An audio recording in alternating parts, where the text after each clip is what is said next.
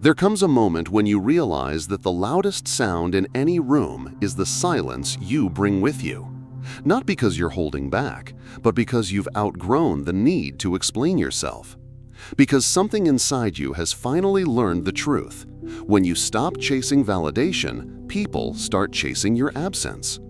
Most of us learn this lesson the hard way, through betrayal, through neglect, through those moments when we poured our energy into people who drank it like water and never thought to ask where it came from. We try to be understood, we speak louder, we repeat ourselves, we overstay, overgive, over-explain. But what if the only reason they never understood you is because they were never supposed to? Carl Jung once said, "Everything that irritates us about others can lead us to an understanding of ourselves." And in that discomfort, in that misalignment, is a mirror, not just of who they are, but of who we still pretend to be.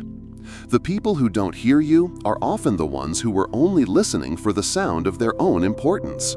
The moment you fall silent, not out of submission, but out of knowing, they start hearing an echo they can't place. It haunts them, and they call it distance. But it's not distance, it's presence, silent, composed, dangerous. You've become the mirror they can't shatter, the reflection that says nothing but reveals everything. And it all begins when you say nothing at all. Why do we feel the urge to respond when someone attacks our character, doubts our decisions, disrespects our silence? Because the ego is terrified of being unseen. It would rather be hated than ignored. It wants to win arguments, control outcomes, defend its identity, even when that identity is nothing more than a wounded version of our past selves. But here's the paradox. Every time you justify yourself, you are placing your worth in someone else's perception. And they know it. They know that if they say just the right thing, accuse, mock, question, you'll react, you'll explain, you'll plead to be seen. In that moment, you're not in control, you're being controlled. Nietzsche called it slave morality, a code of values created by those who couldn't conquer the world, so they praised submission as virtue. But submission disguised as patience is not strength. It's exhaustion dressed up as sainthood. When you speak from a place of fear, you're not defending truth. You're protecting the ego's illusion.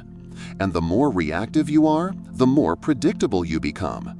The more predictable, the easier to manipulate. But when you stop reacting, something changes.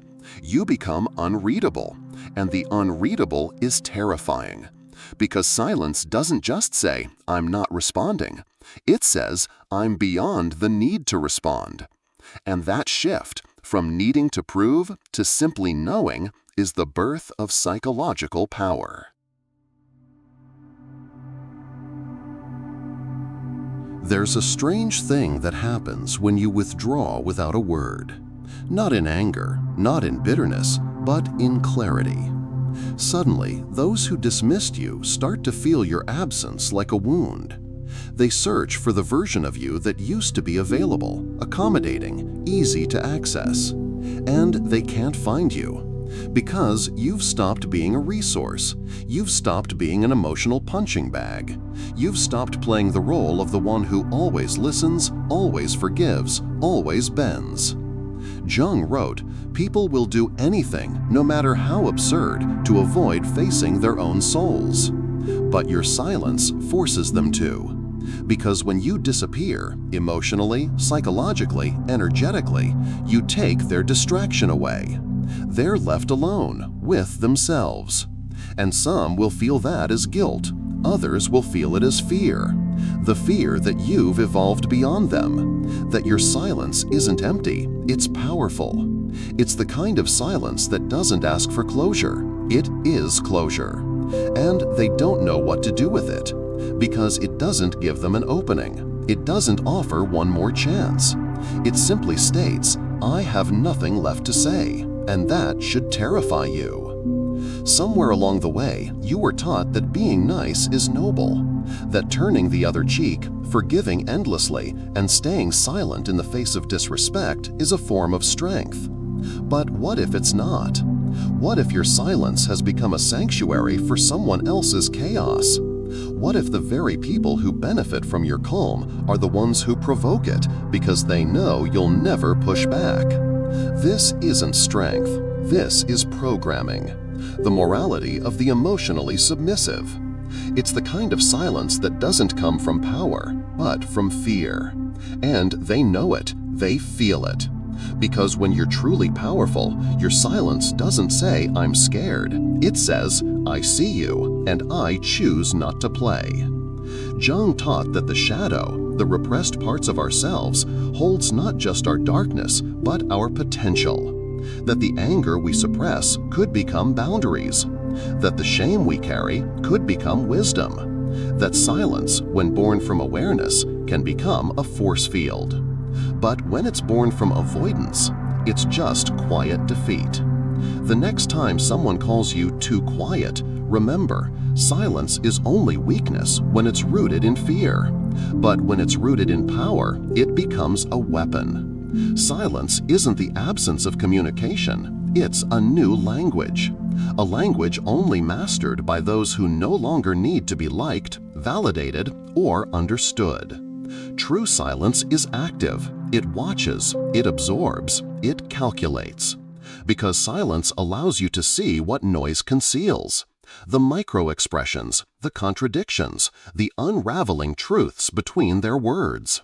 You're not just quiet, you're studying. You're hunting.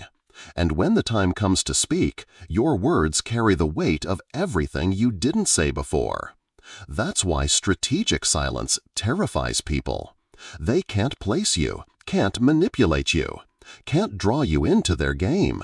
Because silence has flipped the power dynamic. Now they react, they stumble, they explain themselves to a person who hasn't even moved. That's the secret. When you stop explaining, people start explaining themselves. And you become the center of gravity. There's a specific type of person who thrives on reaction. They bait, they provoke, they twist your words. And every time you react, they win. Because now you're in their territory, emotional chaos. But silence is the one place they can't survive. Because silence doesn't give them feedback. It doesn't feed their need for control. It traps them in their own mind. Their tactics fall flat. Their manipulation loses grip, and they panic.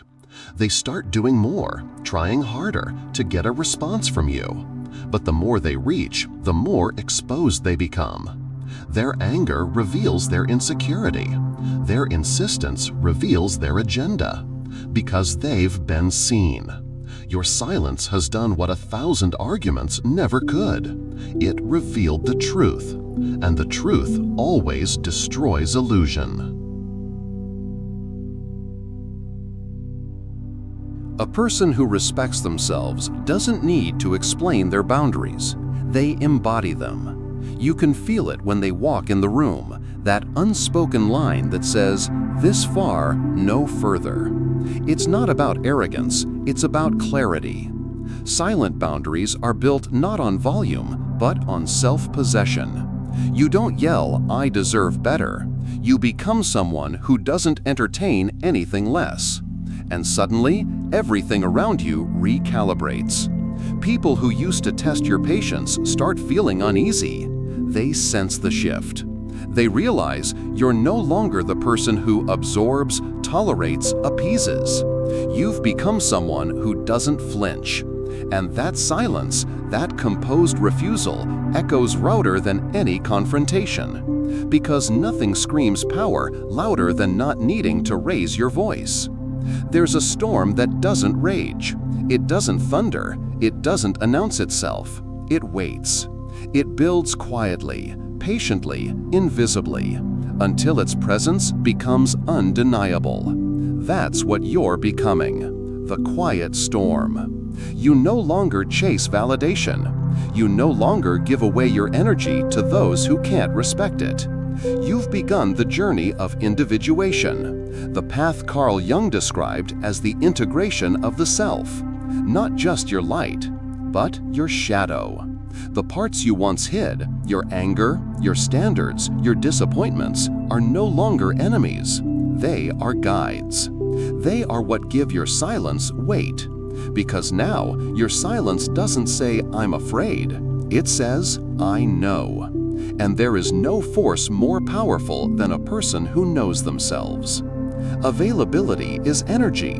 And when you're always available, emotionally, mentally, physically, people forget that your time is finite. They take you for granted, not always out of malice, but because you trained them to. But the day you stop being available is the day everything changes. They begin to realize that your presence was never guaranteed, that your silence doesn't mean absence, it means you're choosing. And choice is power. You're no longer reacting, you're no longer proving. You're simply living in alignment with your value. And in that alignment, people begin to respect what they once overlooked, because they feel the gap, and they know they can't fill it, because it wasn't a gap, it was you. In a world addicted to noise, the one who controls silence controls everything. Not because they have nothing to say, but because they know when to say nothing. This is not passivity, it is power, and it belongs to you. You no longer exist to please, to fix, to explain. You exist to evolve. You are no longer the echo of others' expectations. You are the voice that speaks even in silence. Jung once said, "Your visions will become clear only when you can look into your own heart. Who looks outside dreams. Who looks inside awakes." You've awakened. Now, let them feel what it means to lose your voice before they ever valued its presence.